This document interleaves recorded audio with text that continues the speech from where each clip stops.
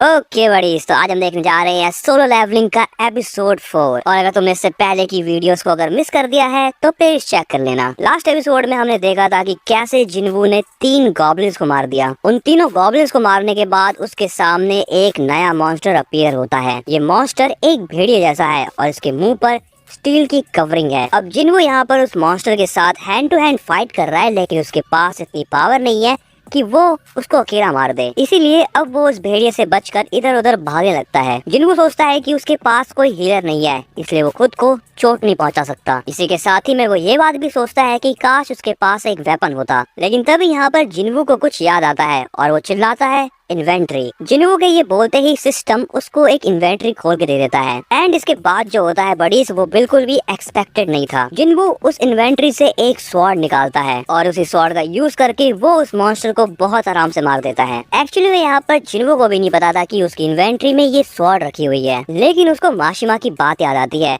उसे माशिमा ने कहा था कि ये स्वॉर्ड 3 मिलियन वॉन की है। बट इस यहाँ पर जो वॉन वर्ड है वो एक्चुअल में कोरियन करेंसी का नाम है। एनीवेज, जिन्वू यहाँ पर ये रियलाइज करता है कि उसकी बॉडी में पेन नहीं हो रहा, लेकिन तभी वो देखता है कि उसके सामने से 2 और मॉन्स्टर आने लगते हैं। लेकिन अब यहाँ पर जिन्वू के पास वेपन है तो वो ज्यादा डरा हुआ नहीं है और वो उनका सामना आराम से कर सकता है। लेकिन यहाँ पर पहली वाली फाइट से उसकी स्वॉर्ड जमीन के अंदर गड़ गई थी और वो अब निकल नहीं रही। लेकिन जैसे ही वो दोनों मॉन्स्टर जिन्वू के ऊपर अटैक करने वाले होते हैं, जिन्वू की स्वॉर्ड भी निकल जाती है। जिन्वू अपनी स्वॉर्ड से यहाँ पर उन मॉन्स्टर के ऊपर अटैक करने वाला होता है, लेकिन उनमें से एक मॉन्स्टर उस तलवार को पकड़ लेता है। लेकिन जिन्वू यहाँ पर ये सोचता है कि वो इस तलवार को खो नहीं सकता, इसलिए वो स्वॉर्ड के ऊपर अपनी पूरी स्ट्रेंथ लगाता है और मॉन्स्टर का सर काट देता है। ये चीज देखकर यहाँ से दूसरा वाला मॉन्स्टर भाग जाता है। जिन्वू अब यहाँ पर आराम करने के लिए बैठ जाता है। जब वो अपने सिस्टम में देखता है तो वो ये पाता है कि वो अब लेवल 2 पर है। वो यहाँ पर ये कहता है कि अपने डेली क्वेस्ट को पूरा करने के बाद उसका लेवल आज तक नहीं बढ़ा। जिन्वू सोचता है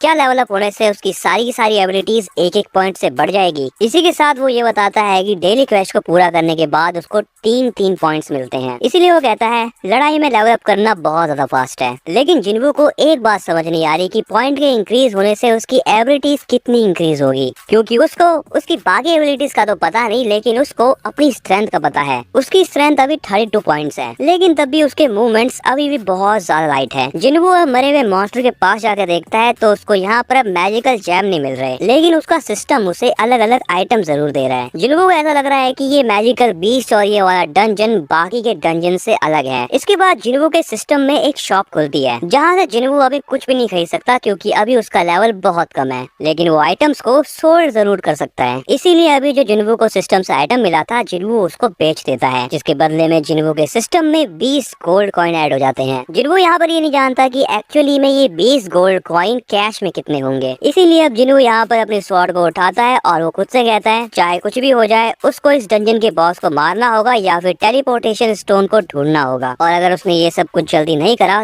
तो उसको खाने की कमी पड़ सकती है। जिन्वू सोचता है कि वो डंजन के बॉस को नहीं हरा सकता, क्योंकि उसका लेवल बहुत कम है। लेकिन जैसे ही जिन्वू अपने बगल में देखता है, वहाँ पर बहुत सारे मॉन्स्टर अपीयर हो जाते हैं। जिन्वू उन सारे के सारे मॉन्स्टर को देखकर डरता नहीं है और उनके ऊपर अटैक करने के लिए दौड़ता है। अब यहाँ पर वो 3-4 मॉन्स्टर को मार भी देता है और वो कहता है मैं इतनी आसानी से यहाँ पर नहीं मरने वाला। तभी यहाँ पर उसको फ्लैशबैक भी आने लगते हैं कि पहली बार वो कैसे मरा था। और इसके बाद जिन्वू स्माइल करता है और शुरू हो जाता है। जिन्वू यहाँ पर बिना डरे एक के बाद एक मॉन्स्टर को मारे जा रहा है, जिससे उसका लेवल अप भी बहुत तेजी से हो रहा है। जैसे ही जिन्वू उन सभी मॉन्स्टर को मार देता है, तब उसको सिस्टम एक टाइटल देता है, जो कि है वुल्फ असैसिन। लेकिन जिन्वू यहाँ पर एक और बात नोटिस करता है, जिन्वू की स्वॉर्ड थोड़ी बहुत टूट रही है, यानी वो चिप्ड हो चुकी है, जिसे देखकर जिन्वू समझ जाता है कि उसको कोई भी वेपन क्यों ना मिल जाए, लास्ट पे उसकी हालत ऐसी हो जानी है। इसके बाद सिस्टम जिन्वू को ये बताता है कि उसके पास 34 वुल्फ फैंग आ चुके हैं और फाइनली उसको टेलीपोर्टेशन स्टोन भी मिल चुका है। अब यहाँ पर जिन्वू ये बात सोचता है कि क्या उसको अब वापस घर चले जाना चाहिए, क्योंकि उसके पास लेवल अप करने का इससे बेटर चांस हो ही नहीं सकता। लेकिन यहाँ पर जिन्वू घर नहीं जाता और आगे चलता रहता है। इसके बाद अगला सीन जूही का होता है, जहाँ पर उसको एक कॉल आती है। जूही को यहाँ पर ये पता लगता है कि जिस डंजन के लिए उसको बुलाया जा रहा था,